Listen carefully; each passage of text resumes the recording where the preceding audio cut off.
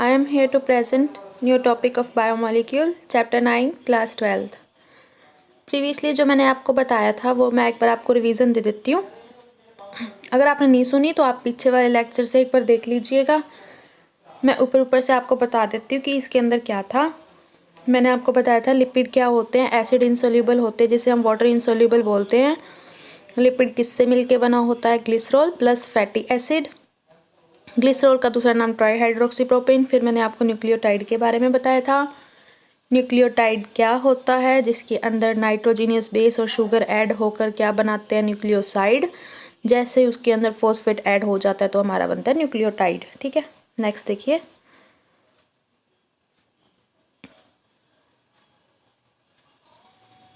फिर आती है प्राइमरी मेटाबोलाइट्स कौन से होते हैं और सेकेंडरी मेटाबोलाइट्स. इसकी मैंने आपको टेबल बताई थी. जो सेकेंडरी मेटाबोलाइट्स है उसका रोल और फंक्शन हमें नहीं पता. तो नेक्स्ट जो थी देखिए, ये थी हमारी प्राइमरी मेटाबोलाइट्स की टेबल जिसके अंदर हाइड्रोजन आ रहा था, carbon, oxygen, nitrogen, sulphur, sodium, calcium, magnesium. ये चीज़ें देखी थी आपने. नेक्स्ट आया था सेकेंडरी मेटाबोलाइट्स. ये हमारी सेकेंडरी मेटाबोलाइट्स की टेबल है. देख लीजिए स्टूडेंट्स. एल्कलॉइड्स जिसके अंदर मॉर्फिन वगैरह, टॉक्सिन्स जैसे रिसिन वगैरह, लेक्टिन्स, कॉन्कानावालिन ए, कॉन्कानावालिन ए. ठीक है, ये देख लीजिएगा. ये सेकेंडरी मेटाबोलाइट्स हैं. नेक्स्ट देखिए. फिर बताया था बायोमैक्रोमोलिक्यूल्स क्या होते हैं जिसका वेट 10,000 डाल्टन से ज़्यादा होता है, एसिड इंसोल्यूबल होते हैं. फिर प्रोटीन्स के बारे में बताया था कि इस अमीनो एसिड से मिलके बने होते हैं. बॉन्ड जो होता है इनके अंदर पेप्टाइड बॉन्ड होता है. 20 टाइप के होते हैं, एसेंशियल, नॉन एसेंशियल. फिर आगे मैंने आपको बताया था देखिए, एसेंशियल क्या होता है जो हम डाइट से लेंगे, नॉन एसेंशियल जो हमारी बॉडी खुद बनाती है. सबसे ज़्यादा जो हमारी बॉडी के अंदर प्रोटीन पाया जाता है वो कौन सा होता है? कोलेजन. एक और होता है रूबिस्को. ठीक है. फिर आता है पॉलीसेकेराइड क्या होता है.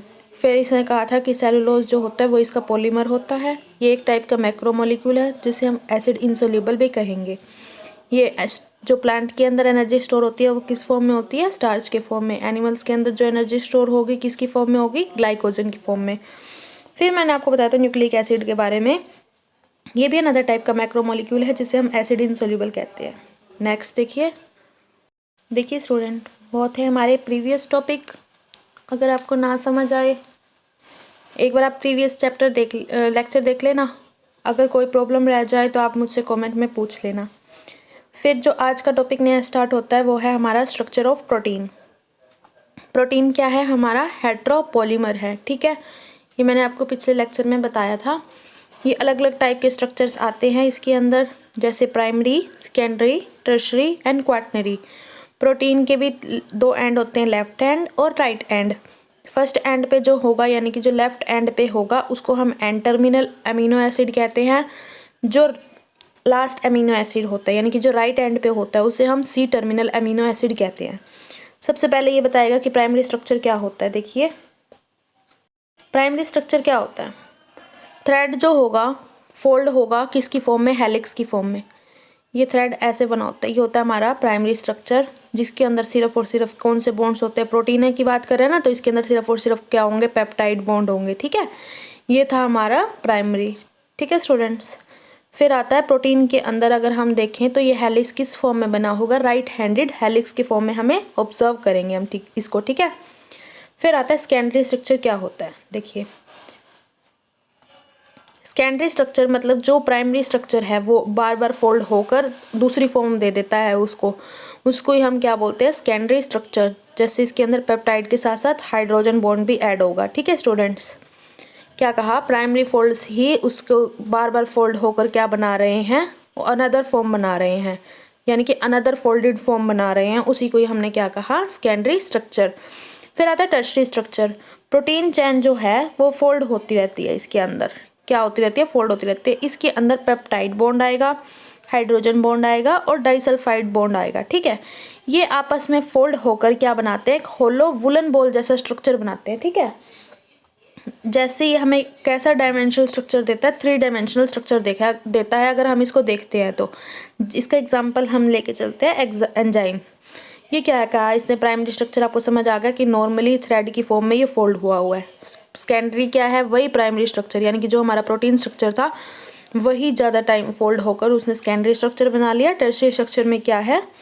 कि इसके अंदर पेप्टाइड बॉन्ड के साथ हाइड्रोजन बॉन्ड और डाइसल्फाइड बॉन्ड दोनों के दोनों प्रेजेंट होंगे और वो फोल्ड होकर क्या बनाते हैं, एक वुलन बॉल स्ट्रक्चर बनाते हैं। अगर हम इसको ऑब्जर्व करेंगे तो हमें कैसा मिलेगा, 3 डायमेंशनल स्ट्रक्चर। ठीक है, इसका एग्जाम्पल जैसे एंजाइम। फिर आता है क्वाटरनरी स्ट्रक्चर। क्या होता है, कुछ पॉलीपेप्टाइड्स ऐसे होते हैं जो कुछ सब यूनिट से मिलके बनते हैं और कुछ स्ट्रक्चर बनाते हैं। उस स्ट्रक्चर को क्या कहते हैं, क्वाटरनरी स्ट्रक्चर। तो क्या कहते हैं, क्वाटरनरी स्ट्रक्चर हमारा कैसे बनता है कि कुछ सब यूनिट्स होती है, या फिर हम ऐसे बोल सकते हैं कि कुछ पॉलीपेप्टाइड्स होते हैं जो आपस में अरेंज होकर क्या बना लेते हैं, क्वाटरनरी स्ट्रक्चर। क्या कहा कि कुछ पॉलीपेप्टाइड्स या कुछ सब यूनिट्स होती हैं जो आपस में अरेंज होकर क्या बना लेती है, क्वाटरनरी स्ट्रक्चर बना लेती है। इसका एग्जांपल जैसे हीमोग्लोबिन। हीमोग्लोबिन है, उसके अंदर 4 सब यूनिट होती है। 2 सब यूनिट को बोलेंगे अल्फा टाइप, बाकी 2 यूनिट को क्या बोलेंगे, बीटा टाइप। ठीक है, नेक्स्ट देखिए, ये दोनों मिल के आपस में क्या बना देते हैं, हीमोग्लोबिन बना देते हैं। ठीक है स्टूडेंट्स, नेक्स्ट देखिए, फिर आता है नेचर ऑफ बॉन्ड कैसा होता है। अगर हम किसी भी पॉलीमर के अंदर देखें तो अभी तक अपन ने जितना पढ़ा है, क्या पढ़ा, अमीनो एसिड के अंदर कौन से बॉन्ड होते हैं, पेप्टाइड बॉन्ड। पॉलीसेकेराइड के अंदर कौन से होते हैं, ग्लाइकोसिडिक बॉन्ड। अगर हम पूछें कि ग्लाइकोसिडिक बॉन्ड बनता कैसे है, कि इसमें ऐसे बताएंगे अपा कि कोई भी अगर वाटर का मॉलिक्यूल निकलता है ना, ठीक है, हाइड्रोजन और ऑक्सीजन मतलब H2O अगर मिलके, यानी कि वाटर का मॉलिक्यूल अगर अपना निकल जाता है, यानी कि डिहाइड्रेशन जब होती है, तो हमारा क्या कौन सा बॉन्ड बनता है, ग्लाइकोसिडिक बॉन्ड। ये आपकी NCERT में स्ट्रक्चर दिया हुआ है, उसको आप एक बार देख लीजिएगा। फिर कहता है अगर एक न्यूक्लियोटाइड, यानी कि एक न्यूक्लियोटाइड चैन में एक ही न्यूक्लियोटाइड एक दूसरे के साथ लिंक्ड हो रहे हैं, वो किस बॉन्ड के द्वारा होते हैं, फॉस्फोएस्टर बॉन्ड के थ्रू। ठीक है, अगर 2 न्यूक्लियोटाइड है, यानी कि अगर एक न्यूक्लियोटाइड है वो दूसरे साइड की न्यूक्लियोटाइड के साथ क्या हो रहा है, बॉन्ड बना रहा है, तो उसको हम क्या बोलेंगे, फॉस्फोडाइएस्टर बॉन्ड। ठीक है, एक न्यूक्लियोटाइड है तो कौन सा होगा, फॉस्फोएस्टर बॉन्ड। अगर 2 न्यूक्लियोटाइड आपस में मिलके जो बॉन्ड बनाते हैं उसको हम बोलते हैं फॉस्फोडाइएस्टर बॉन्ड। याद रख लेना एक बार इस बात को। ठीक है, फिर आता है नाइट्रोजीनियस बेस। देखिए, नाइट्रोजीनियस बेस के अंदर अगर हम देखें तो कौन सा बनता है, ग्लाइकोसिडिक बॉन्ड। अगर हमारे पास 2 नाइट्रोजीनियस बेस हैं, लगा लो एडेनिन और थायमिन है, 2 नाइट्रोजीनियस बेस हैं, उनके अंदर जो बॉन्ड पाया जाएगा वो कौन सा होता है, हाइड्रोजन बॉन्ड। ठीक है स्टूडेंट्स, तो अब ये बात आपको याद रखनी है, जो एडेनिन है और थायमिन है, इन दोनों के बीच में कौन सा बॉन्ड पाया जाता है, डबल बॉन्ड। कौन सा पाया जाता है, डबल बॉन्ड। जो साइटोसिन है और ग्वानिन है, इन दोनों के बीच में कौन सा बॉन्ड पाया जाता है, ट्रिपल बॉन्ड। और ये कौन से बॉन्ड है, हाइड्रोजन बॉन्ड। ठीक है, ये आपको याद रखना पड़ेगा। एडेनिन के साथ जो पेयर बनता है वो किसका बनता है, थायमिन का। साइटोसिन के साथ जो बनता है वो किसका बनता है, ग्वानिन का। ये बात याद रख लेना। ठीक है स्टूडेंट्स, फिर नेक्स्ट जो इसने बात कही है वो ये देखिए, मैं बताती हूँ आपको कि अगर आप कितने भी स्टेप जाएंगे ना DNA के, तो आप एक राउंड लोगे तो आपको कैसा मिलेगा, 36 डिग्री मिलेगा। ये आपका है DNA, किसकी फॉर्म में, हेलिक्स की फॉर्म में। ठीक है, अगर आप एक राउंड लगाकर जा रहे हैं, लगा लीजिए आप ऐसे एक राउंड लगाकर आए हैं ऊपर की साइड, तो ये आपको कितना मिलेगा, 36 डिग्री मिलेगा एक टर्न में। ठीक है, फिर कहता है पूरा एक जितने भी टर्न जाओगे ना उसके अंदर 10 स्टेप होंगे, जिसके साथ साथ 10 बेस पेयर मिलेंगे आपको। तो ये बात इसने क्या कही है, यानी कि 1 pair, 2 pair, 3 pair, 4 pair, 5 pair, 1 pair, 2, 4, 5 ऐसे मिलेंगे, 10 पेयर मिलेंगे। ठीक है, अगर एक राउंड में जा रहे हो तो आपको 10 स्टेप के साथ 10 बेस पेयर मिलेंगे। इसके अंदर कैसे base pair, adenine, thymine, guanine, cytosine, ऐसे ऐसे आपको बेस पेयर मिलेंगे। ठीक है, नेक्स्ट क्या है, इसकी पिच कितनी है, 34 आर्मस्ट्रॉन्ग है।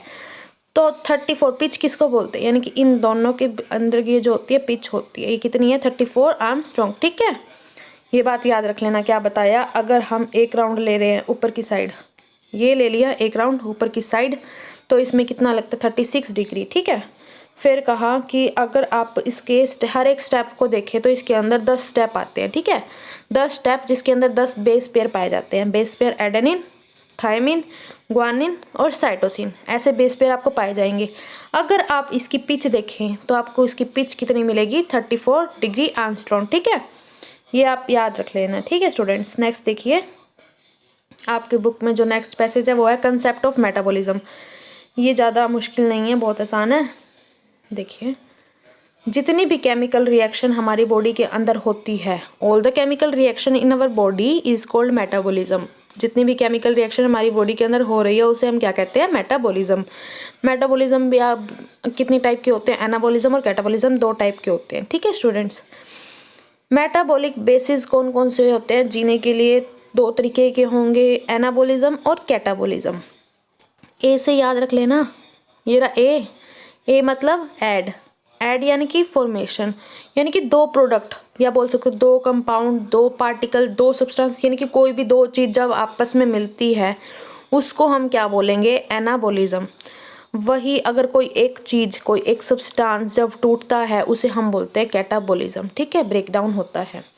तो अब एक इसकी डेफिनेशन अगर हम क्या बोलेंगे एनाबॉलिज्म की, कि अगर कोई भी सिंपल से कॉम्प्लेक्स फॉर्म बन रही है, ठीक है, उसको तो हम बोलते हैं एनाबॉलिज्म। अगर कोई कॉम्प्लेक्स पार्टिकल टूट रहा है सिंपल सब्सटेंस के अंदर उसको हम बोलते हैं कैटाबॉलिज्म। ठीक है, केमिकल रिएक्शन के अंदर अगर हमने एनर्जी को मेजर करना है वो किस फॉर्म में होएगी, एटीपी की फॉर्म में। एटीपी की फुल फॉर्म क्या है, एडिनोसिन ट्राइफॉस्फेट। ठीक है स्टूडेंट्स, ये बहुत ईजी था। अगर फिर भी कोई प्रॉब्लम आए तो आप मुझसे कमेंट करके पूछ लीजिएगा। नेक्स्ट आपका टॉपिक आता है कि एंजाइम क्या होता है। देखिए एंजाइम क्या है, ऑलमोस्ट जितने भी एंजाइम्स होते हैं वो क्या होते हैं, प्रोटीन्स होते हैं। ठीक है, एंजाइम किसकी तरह काम करता है, कैटालिस्ट की तरह काम करता है। ठीक है, कैटालिस्ट का काम क्या होता है, वो हमारी केमिकल रिएक्शन की स्पीड को बढ़ा देता है। क्या होता है, वो हमारी केमिकल रिएक्शन की स्पीड को बढ़ा देता है। ओके स्टूडेंट, एंजाइम जितने भी होते हैं वो हमारे क्या होते हैं, प्रोटीन। क्या होते हैं, प्रोटीन। और एंजाइम किसकी तरह काम करता है, कैटालिस्ट की तरह काम करता है। कैटालिस्ट का काम क्या होता है, जो स्पीड अप करता है हमारी केमिकल रिएक्शन को। ठीक है, फिर इसने नेक्स्ट जो बात कही है, देखिए जो भी एक्टिव साइट होती है वहीं पे जाके ही सबस्ट्रेट क्या होता है, फिट होता है।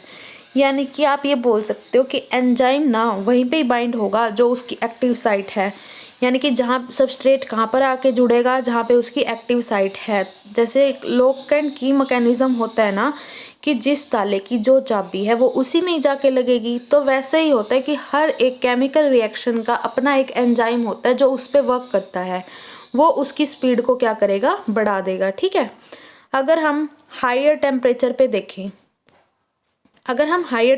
देखें तो एंजाइम्स क्या हैं, डिग्रेड हो जाते हैं या आप बोल सकते हो डैमेज हो जाते हैं। ठीक है students, I hope this is enough for today. अगर कोई प्रॉब्लम आ रही हो तो आप मुझसे कमेंट करके पूछ लीजिएगा। ठीक है स्टूडेंट्स, आज के लिए इतना बहुत है। नेक्स्ट लेक्चर में आपको ये रिवाइज करवा के फिर मैं आपको लास्ट टॉपिक करवा दूंगी इस चैप्टर का। ठीक है students, thank you so much students.